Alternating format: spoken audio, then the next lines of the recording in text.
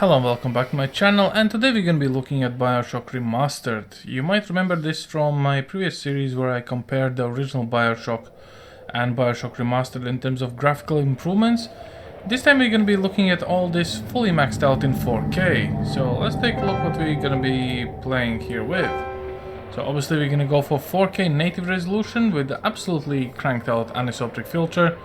Field of view 100, and well, vertical sync off, everything else is on apart from maintain UI aspect ratio, because UI or user interface is very little concern to me. MSI afterburner upper left corner. Let's get going, see where we get and what we get.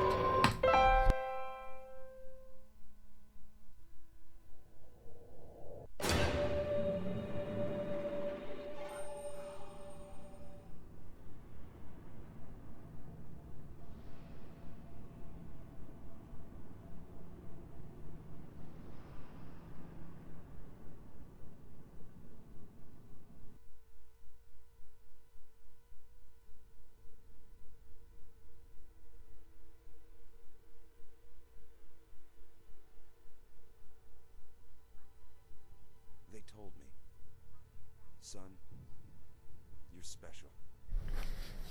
I might have over adjusted the volume settings, but basically this is Booker DeWitt saying, son, you're special, and then the plane crashed down. So obviously there's not going to be too much audio here. I was kind of hoping for, you know, some sort of visual clues or at least voice over audio, which is left to number 8 out of 10, and apparently that didn't work, so there must be a different setting. Nevertheless, BioShock in its own right is a very specific franchise. One of the things made by 2K Studios that actually kinda looked at different possibilities for the world building. So we start with City Under the Sea. Part 2 for BioShock usually goes back to the same city, but you play as a Big Daddy, and then BioShock Infinite takes you up to the sky.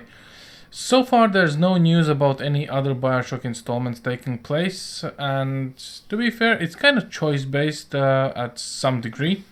So the first BioShock does allow you to either harvest or not harvest the little, well, you know, whatever they're called, the little helpers or girls with syringes that are pumping out Adam from people, but that's not the point here. So what I wanted to see is how a remastered version actually plays in 4K. So currently we are actually over 100 frames and everything is looking quite peachy.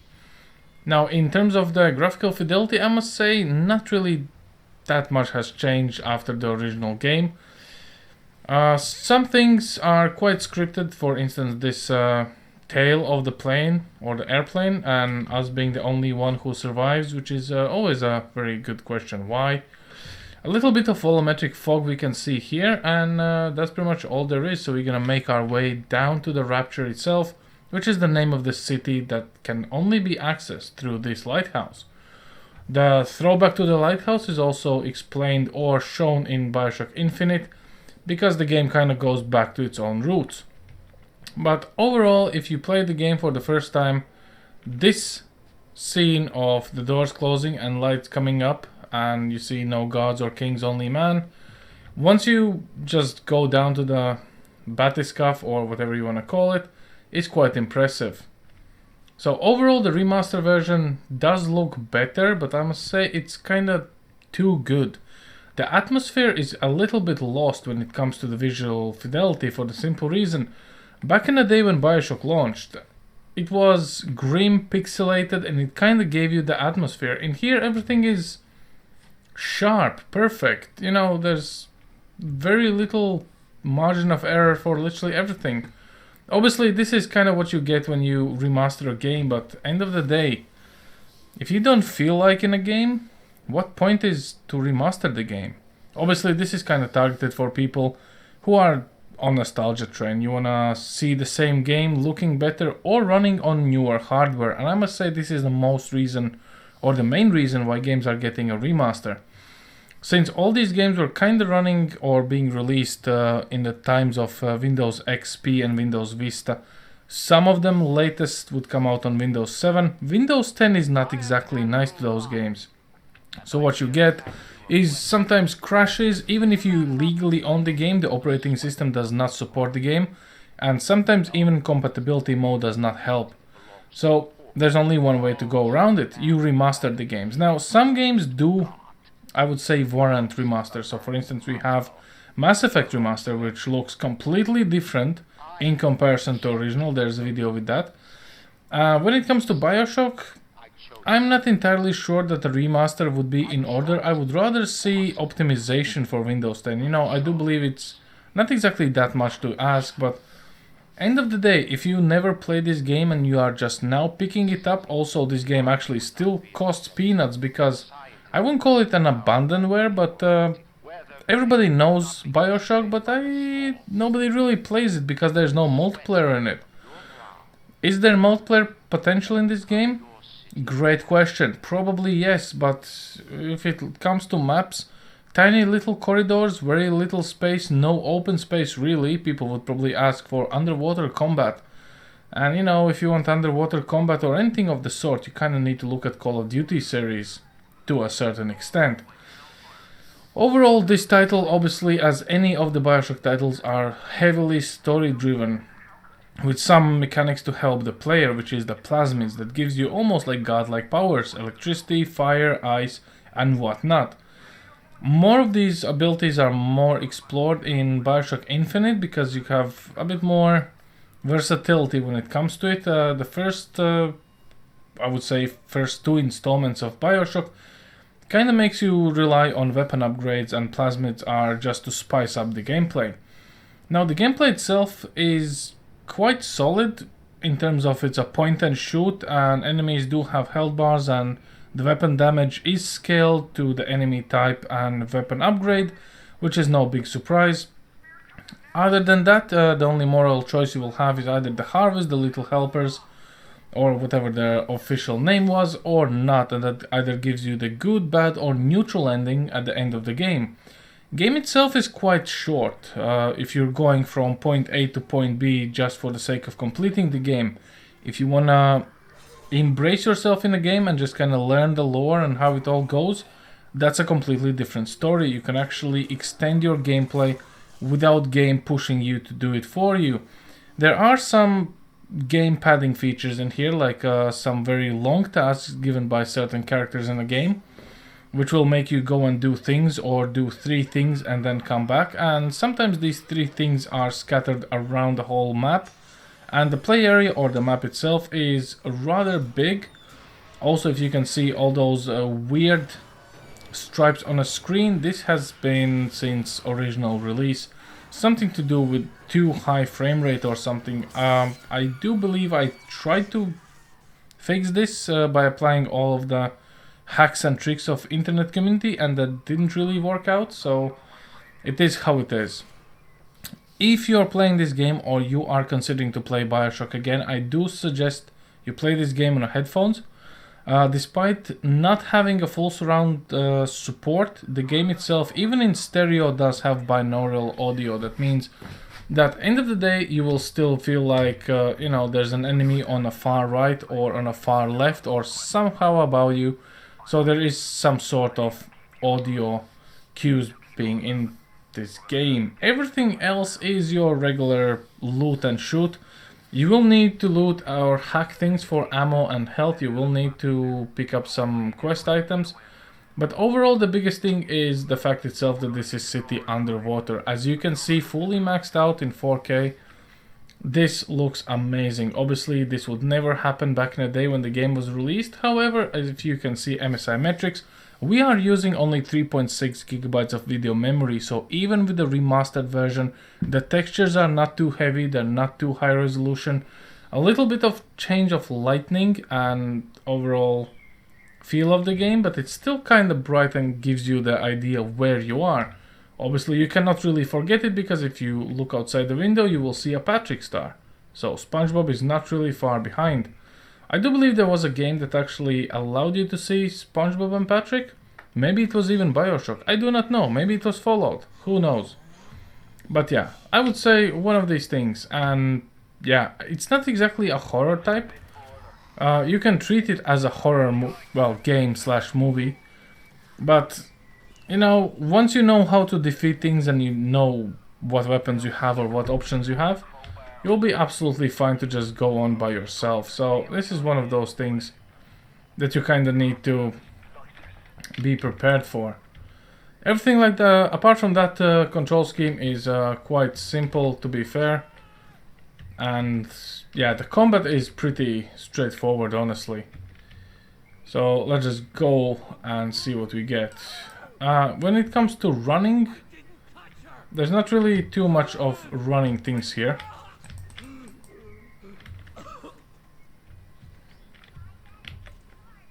But oh well. Okay, the first wave of enemies, the mouse control should be adjusted a little bit because currently it's quite slow.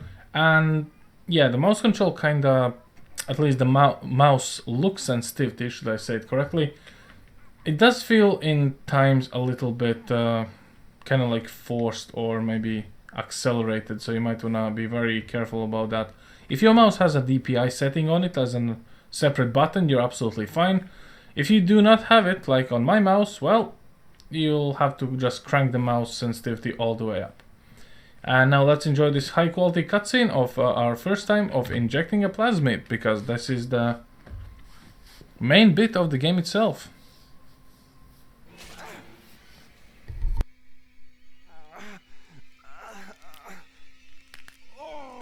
Steady now. Your genetic code is being rewritten. Just hold on and everything will be fine.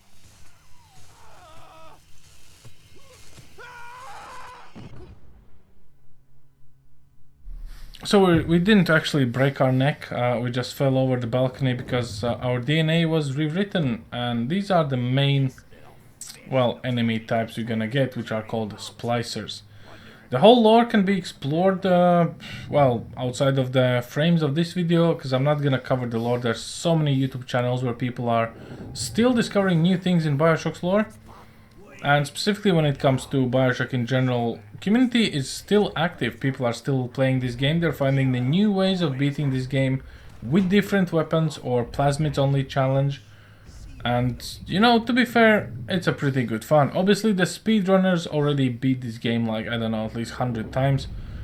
And, you know, it's kind of lost its charm over the year, but every time you pick this game up and you start playing it, you just have this first time high of playing the game that you kind of remember, you love, and you know what it's about and you know what to do, so it kind of gives you an edge. Even if it's after 5 or 10 years, you're gonna be feeling like, oh, I know what I need to do. It's better with a shotgun rather than a pistol, or I can finally get an armor piercing rounds, or I can finally get I don't know, a fire plasmid, right, or whatever. So honestly, it's not exactly a bad title, and so far I must say, since I'm keeping one eye on the metrics, this makes a happy face. So obviously if you're able to actually do this or play this game, you're gonna be pretty happy. Now one of the biggest things happening will be the plane crashing in and smashing the thing, because again, consequences and actions, right? So we saw this plane tail actually going down in the ocean itself, and here it is, crashing right in front. As you can see, even in a remastered version, the water, well, doesn't really look that much better or great, but it kind of gives you this sense of, you know, things are connected. I must say this is one of the very rare times you're going to be actually seeing that things like this happen, because after all this, nothing really is going to make too much sense, and you don't have to overthink it. That is the main thing. And also, this door will never blow up. You can stand here for half an hour or hour and it's gonna be exactly in the same place.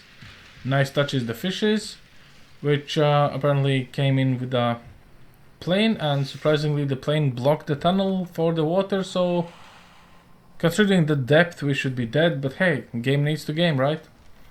Now we can go and start our first combat sequence, which basically tells us that enemies in the water are susceptible to electricity, and obviously this is one of the, I would say, the gameplay quirks. So once you actually learn that you can interact with objects and environment, this kind of opens up new possibilities for you. But at the same time, I'm not saying that you need to do it, basically. Main things you would actually need to remember is that you have plasmids and you have enemies. That's it. Once you can combine the two, you're absolutely good to go. Now, this placer should actually jump down either behind us or in front of us. And then we can go for it.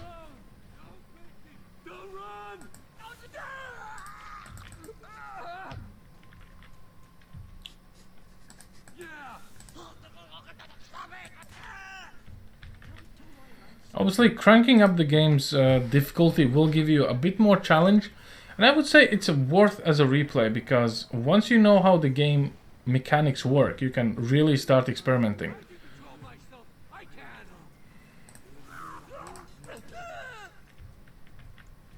Since I'm playing on very easy, as you can see, there's no challenge for me whatsoever, but again, this is not about the challenge, it's more about seeing how this game actually works and looks. And so far in 4K, everything maxed out, having way above 60 frames is absolutely fine for me. So again, it's more about, you know, just having the time of your life to enjoy this old title. Now, a couple of things to note. In some certain places or maps, you're gonna be seeing that things don't usually work out the way you think they will. There are a lot of jump scares. There are quite a lot of, I would say, gotcha moments and things like that. Let's go and get an actual weapon, which, if I'm not mistaken, is a gun. Which should be somewhere around here. Oh, wait, that it is right there. Guarded by the woman. And there is some pretty cool things when it comes to weapons in this game, specifically in the weapons physics, which is gonna be the smoke effects from the gun. So if you fire the gun, you can see that it kind of follows the barrel. So this is very little tiny detail, but honestly it kind of means a lot sometimes, you know. Let's go and shoot the place up, because I think we're gonna have some of the enemies here for that. Also, there is an iron sight option, which I have forgot how to enable, because the game will tell me either way. As you can see, this little arrow will basically guide us through where we need to go, and we can just pick up things as we move along. Obviously, there is some currency involved here. You can actually buy things from the vending machines, which is health and ammo, and you can hack those things to get lower prices. So I know overall it's actually pretty decent. Now we're gonna be looking how the Big Daddy is actually taking care of whoever is going for this little sister, as they called in the game. I do believe we probably will need to jump down, or we're gonna be witnessing how it all looks when the Big Daddy comes in. This was also on the promo material of the game. It's more gonna be like a cutscene, and it's pretty gruesome one, so you might wanna probably look around or look away, but hey, let's watch it in first person.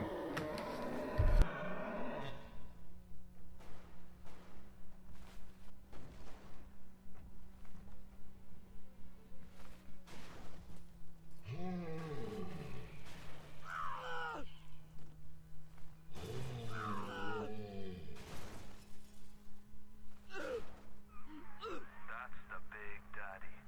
She gathers at him. He keeps her safe.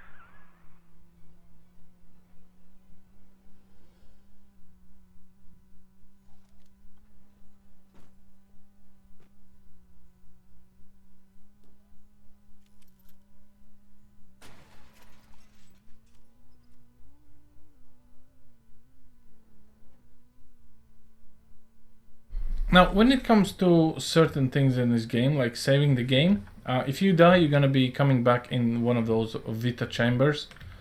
And that's pretty much all there is. Everything else is for you to explore.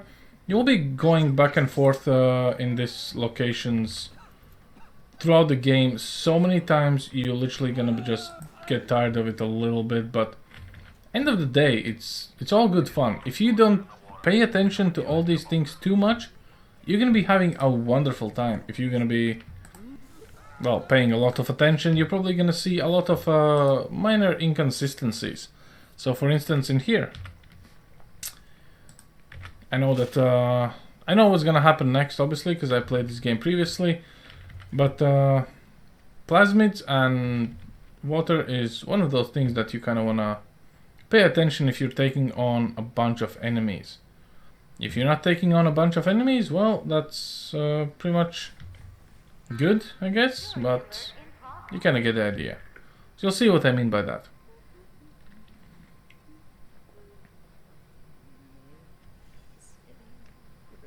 Number 1 and 2. We can see you, you know.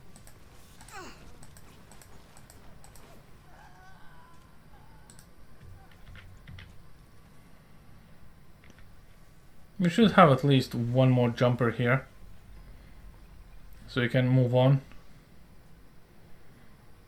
So 2 more targets. So this is basically like a training place, so you actually know how to use the plasmids, which end of the day will actually enhance your gaming experience for this game specifically. The whole game is kind of built around the plasmids, give or take. Of course, there are people who are able to basically play this game without any plasmids, and there is also a mode available if you don't want to use any plasmids. So it's not like the game is forcing you and you cannot play it without it. There's a highest difficulty, which allows you to either accept a plasmid or not, and then your gameplay will be completely different. Basically, it means like going without powers. If you remember Dishonored, this is almost the same mechanic, where they gave you a choice. Either you get the superpowers or not.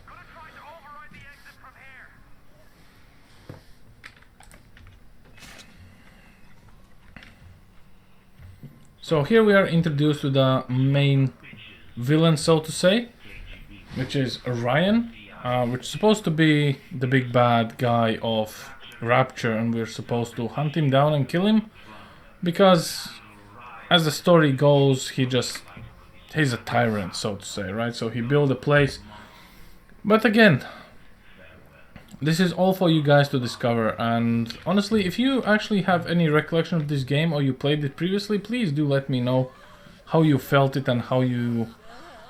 Are you still playing this game? Do you want to revisit this game and whatnot? Because that's quite curious for me, you know. I'm revisiting these old titles because I'm legitimately curious, can we actually, you know, play them in 4K?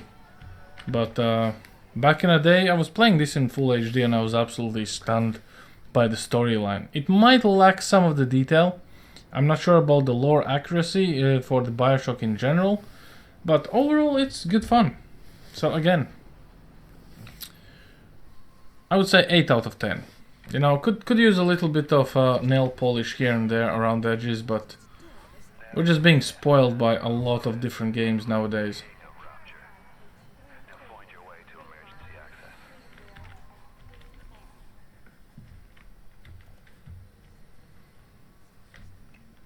So we can actually have the diaries, which is kind of like a voxophone or just recorded diaries, which will give us more explanation on lore.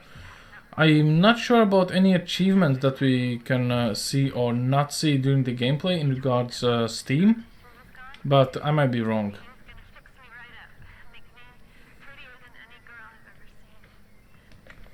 So our first hacking sequence here. So basically it's kind of straightforward. As you can see, we need to reveal the tiles and then we need to swap pipes and then we can hack our first bot. So depending on a flow, you will learn to do this very quickly, and we need to go from here there. So we might as well just swap this one here, swap this one here, go here, and there we go. Increase the flow speed, and this is hacked. The more in the game you're gonna go, the more challenging the hacks are gonna be. But overall, this is a pretty nifty trick. It's basically kind of like your sidekick. It's able to shoot the enemies that are shooting at you, or you engage first. So it does not really have a mind of its own. Let's try it out. And I guess I made a headshot there, but we can attack this guy over here. So the moment he deals damage to us, the bot will attack him and will actually chase him all the way. And honestly, specifically playing on a harder difficulties, this will come in handy quite a lot. Because, you know, enemies actually do get tougher, at least their health pools increase. And honestly, you don't want to go with enemies who health pools outweigh your own by a pretty big margin. That's, well, you know, not exactly the best thing to do. If you are feeling, you know, good about yourself and you go like, hey, I can easily do this, please be my guest, go ahead. Have this experience for yourself, and that's pretty much all how it's gonna be. Don't you disrespect me! If you want to use the emergency access, you'll be needing Dr. Steinman's key. He's the one that runs this place. But I don't expect him to hand it to you out of milk and human kindness. Steinman ain't that kind. And frankly, I'm not even sure. So we currently have some friends coming in, so at least 3. Here they come. And we can just engage them right here and then.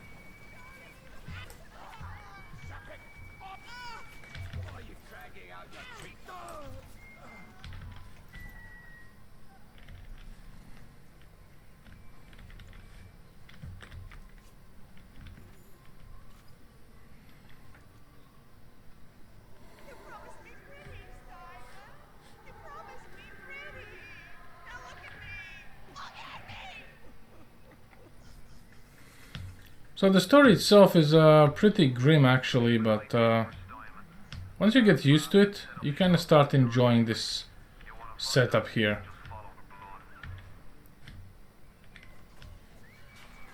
Obviously you will have different enemies, but again, I don't know.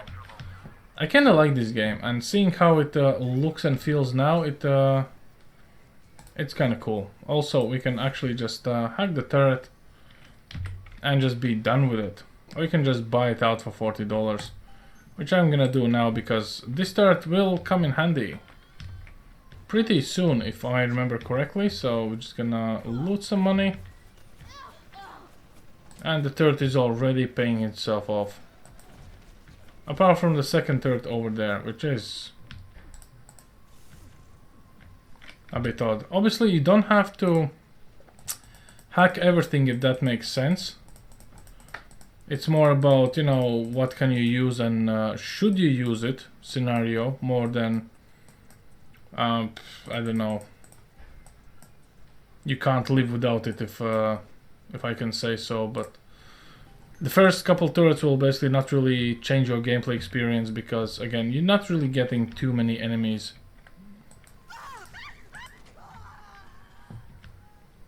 So yeah. I don't know, so far I must say that all this looks pretty good.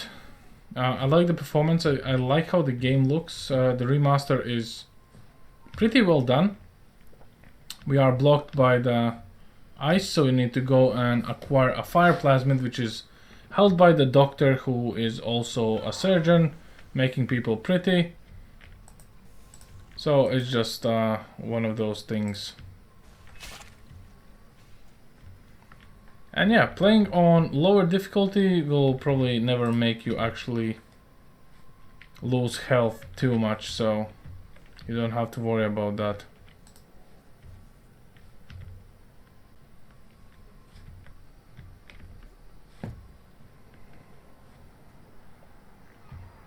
One interesting mechanic in this game, however, is the security cameras. If you're spotted by one, it's gonna call out the drones that we hacked previously, the little flying ones, and they will come to you and they will basically attack you, and you will probably die unless you shoot them first, or you can disable them with the electricity and then hack them. We're gonna now pick up one of the buffs, and it supposedly is gonna help us hack things better or something along those lines.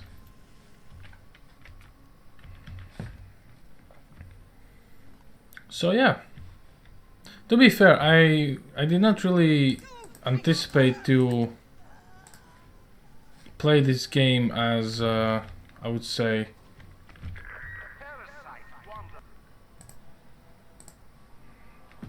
you know, with a commentary about every step, but you know, it kind of comes a little bit naturally when you play the game that you really enjoyed back in the day. I mean, back in the day. Also, you can use environment to your advantage as well. So as you can see, there's an oil spill. You can actually kinda use it to your advantage if you want to. So yeah. Also, you can actually get drunk in this game, by the way. For those who didn't know that.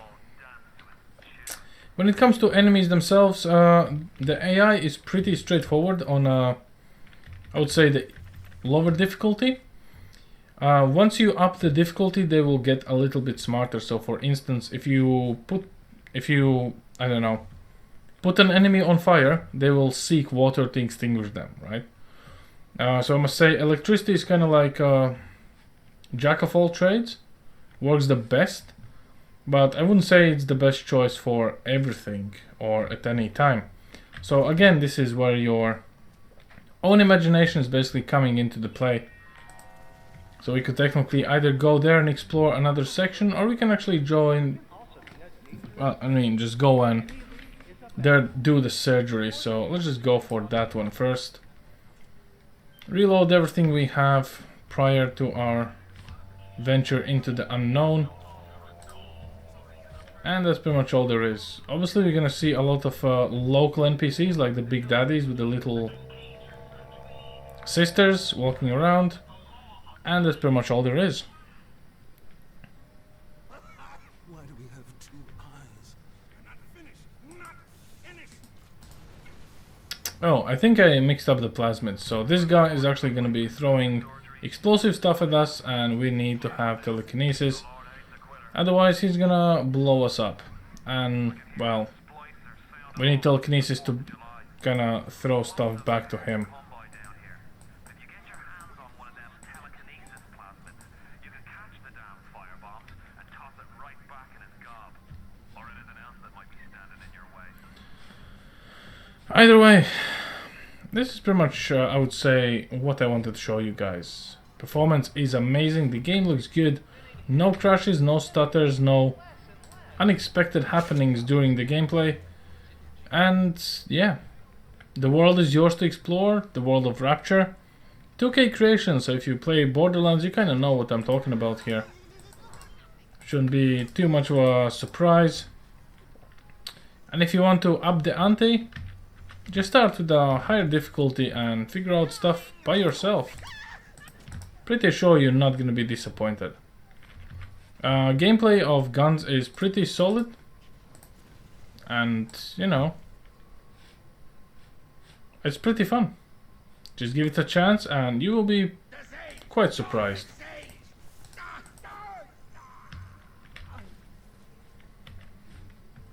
Anyway, that's all I have for you guys today. Apart from me picking up a shotgun and playing King of the Hill. Because why not? Let's do this very quickly and then we can be on our happy merry way. Clean it up! Clean it up!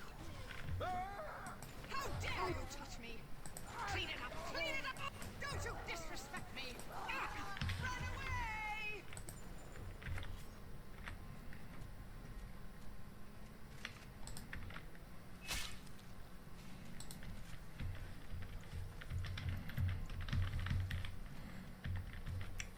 So yeah, that's pretty much all there is actually. So I must say, do not be, you know, surprised of how easy this game is. I'm just literally making it look easy because I played this game so many times. And even with all these many playthroughs, I still do not know all the secrets of this game. It's quite literally impossible to learn it all in one go. Every time you replay this game, you're gonna be learning something new. But yeah, anyway, this is the telekinesis stuff we need. We're gonna replace it with incinerate. And yeah, that's basically all there is. Of course, if you know where to go and what to do, it looks like, oh, this is so easy. You just go and go here and go there. But end of the day, I can assure you, it is not easy at all.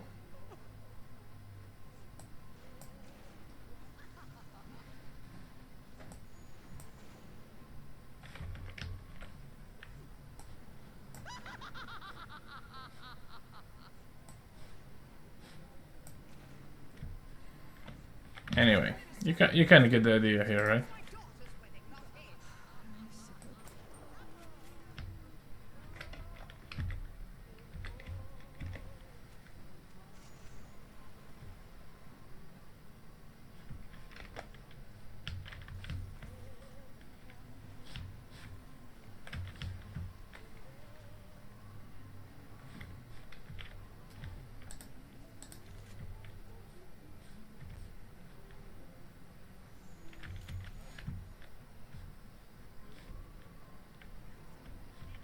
You uncivil, uncouth, uncultivated!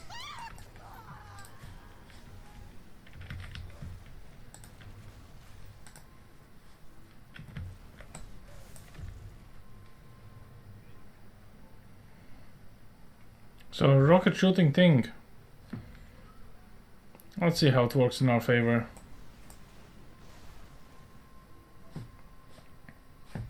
Okay, I think that's enough for today. I hope you guys enjoyed this very quick look at remastered BioShock, and please, if you have any questions or any concerns, or you want to see something a bit more, do not hesitate. Let me know what, how, and why, and we're just gonna pick it up from there. And on this note, I'm gonna tell you all, have a nice day, enjoy yourselves, don't forget to game, and I'll see you all next time. Thanks for watching. Over and out.